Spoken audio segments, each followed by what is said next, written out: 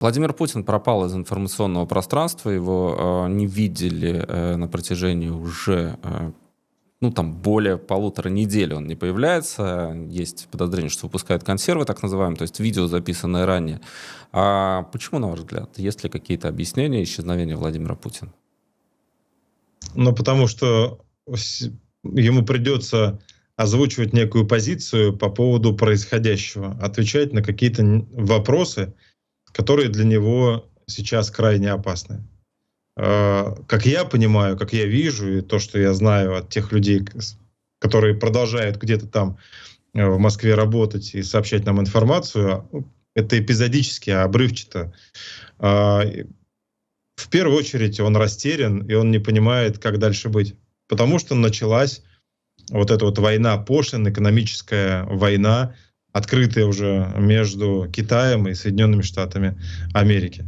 С одной стороны, Путин очень сильно хотел бы задружиться, запартнериться с Трампом. Уже по целому ряду контрактов, по перспективам и так далее. А с другой стороны, рядом китайский, не знаю, хозяин, босс, кто там для него Си Цзиньпинь. Ну вот это все, которое его спасло, которое его выручило, когда он был обложен санкциями, не давал ему почувствовать себя в международной изоляции, встречался с ним, спас его. И вот сейчас эти две силы, гораздо более могущественные, чем Российская Федерация, начали между собой экономическую войну. Если сейчас Путин займет позицию одного или другого, а обе стороны хотят от Путина и от России тоже какого-то здесь знака и позиции. Дональд Трамп хочет понять, с кем будет Путин, и он хочет Путина оторвать от Си Цзиньпиня, хотя это маловероятно.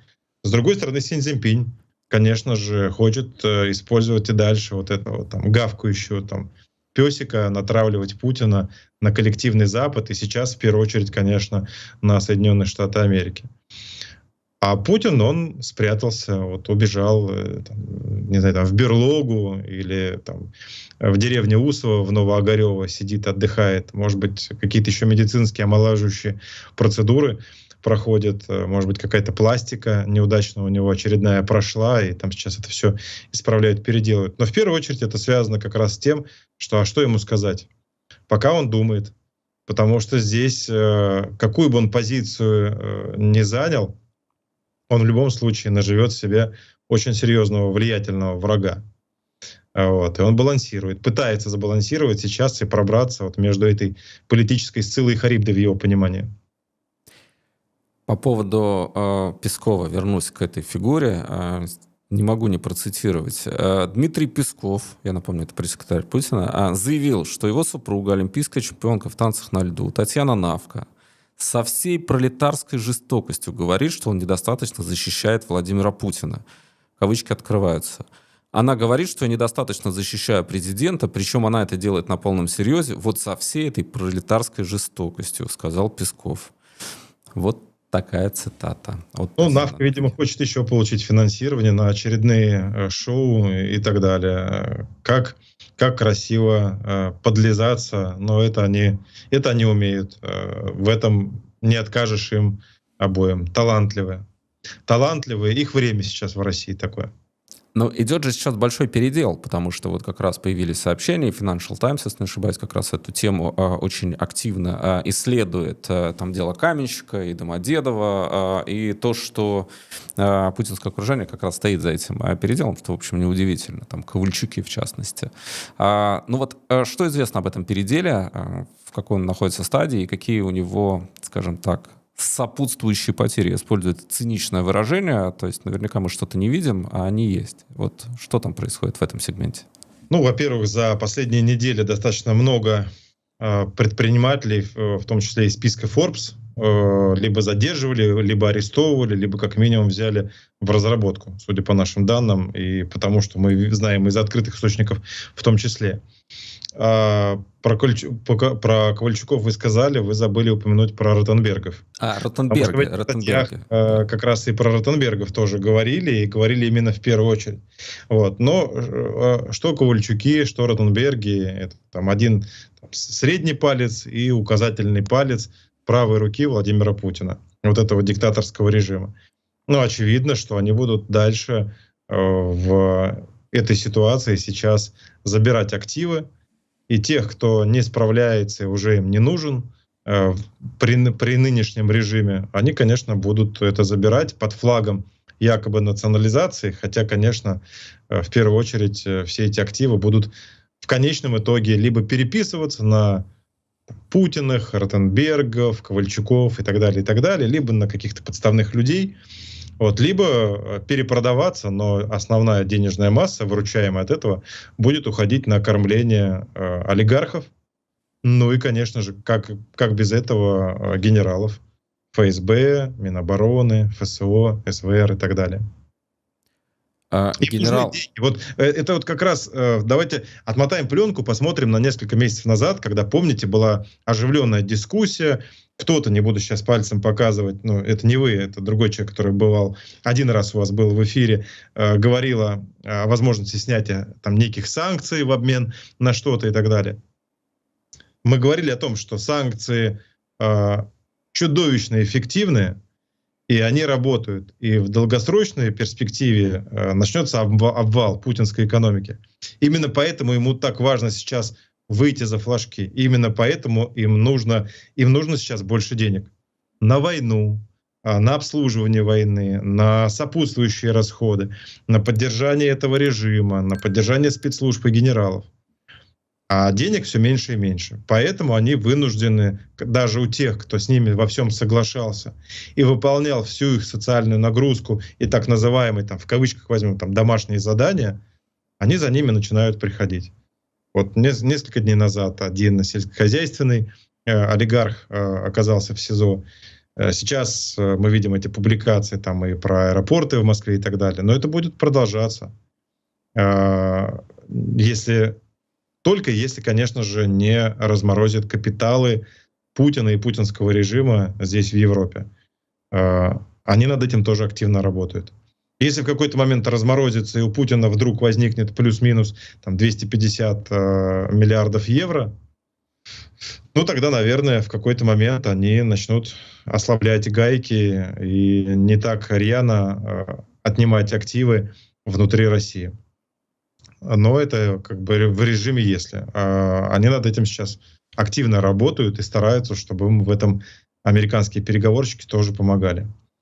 Им нужны деньги. Вот именно поэтому, да, извините, просто главная мысль, чтобы не потерялся, вывод какой.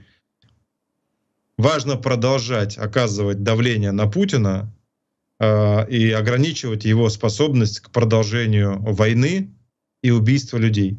А если в определенный момент сейчас Запад будет возвращать ему его агентуру и тех, кто ему помогает обходить санкции и мухлевать и закупать военный компонент, и помогут еще и с деньгами разморозить, но очевидно, что гибель людей будет продолжаться, и, к сожалению, да, это будет не 1 и не 2 месяца. И у нас будет очень много чудовищных поводов для обсуждения в эфирах, чего хотелось бы избежать. И здесь вот это вот каждому, кто так или иначе неравнодушен, кто нас с вами смотрит из Европы или США, нужно понимать, что важно продолжать сигнализировать и общаться, в том числе с политиками, с тем, чтобы в них крепла уверенность, что они идут правильным курсом. А если наоборот говорить, да, ваши санкции, они все равно не работают, ну в какой-то определенный момент, ну зачем какому-то политику, самому обычному человеку, который лишь на какое-то короткое время пришел там, на 2, 3, 4 года на свою позицию, а зачем ему, правда, рисковать, влезать, там, становиться живой мишенью с тем, чтобы его там либо хотели новичком отравить, либо убить, либо как-то иным образом атаковали российские спецслужбы, когда можно махнуть рукой и сказать, ну, Даже если уж российские оппозиционеры там предлагают снимать санкции в обмен на что-то, ну давайте пойдем на это. Вот здесь это очень важный момент. Сейчас, пока война продолжается, и пока Путин и путинская армия продолжают убивать людей, нельзя ослаблять хватку, а ее, наоборот, нужно оказывать более мощное давление на путинский режим. А что касается денег, которые в Европе, как я уже говорил, я надеюсь, что в ближайшее время в Европе все-таки будут разработаны правовые механизмы, каким образом можно, в том числе через систему правосудия, возмещать ущерб и вред, который Российская Федерация причинила, нанесла и продолжает наносить Украине. У Путина хватает денег для того, чтобы генералы чувствовали себя сытыми его? Или уже есть трудности, скажем так, не доедают? Ну, во-первых, уже больше 15 лет голодных генералов в России нет. Это вот, да, они и в советские времена не голодали, но последние 10-15 лет они превратились в такую новую элиту. Дачи, коттеджи, дорогие машины, счета и так далее. И становятся только богаче. Конечно же, у них проблем с деньгами не было и нет. Огромная страна, огромное количество ресурсов. Они всегда смогут выстроить коррупционные схемы. Это миллионеры, а некоторые из них уже и миллиардерами стали. По поводу того, что Дональд Трамп отыграл назад и, скажем, в отношении практически всех стран, кроме Китая, и цены на нефть, видимо, перестанут падать. А вот как раз тот эффект от введенных пошлин был достаточно сильным для именно путинской вертикали, потому что цены на нефть стали уходить вниз. А на ваш взгляд, вот насколько это, во-первых, ощутимо, и какие могут быть последствия, скажем так, вот теперь от этой задней скорости, которую Дональд Трамп включает? Вадим, сразу оговорюсь, я не экономист по образованию и не эксперт по экономике. Я сейчас поделюсь просто своими наблюдениями и познаниями, как я вижу ситуацию.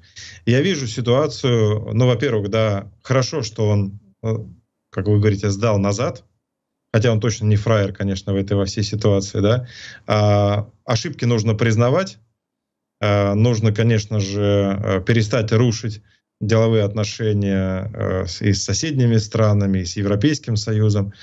Хорошо, что там в этой части хотя бы, да, там какая-то временная победа разума, и 90 дней у него есть на принятие решений вот, по этой части. Что касается ситуации, как это будет отражаться на России и на Китае, на Россию очень большое влияние будет оказывать ситуация, связанная с Китаем. А когда Трамп принимает тарифы и пошлины более 100% на товары из Китая, это, конечно, очень больно может ударить по экономике Китая, а Россия напрямую завязана на Китай. Если у Китая начнутся внутренние экономические проблемы, конечно, Россию это резко ослабит. Вот. У этого есть четкая взаимосвязь. И вот то, что мне достоверно известно, да, что представители правительства Российской Федерации, они те, кто отвечает за Китай, за партнерство с Китаем, в том числе за ТЭК, когда они ездили в Китай, вот до последнего времени с ними разговаривали, ну, скажем так, очень высокомерно, местами даже грубо, и встречались, там не было вот равных по уровню встреч. А сейчас, конечно, ситуация, возможно, будет меняться. С учетом того, что если, конечно, Трамп сохранит вот эти вот пошлины и тарифы для Китая. В Китае будут изменения очевидные, будут изменения для российской политики и экономики. Очень серьезные.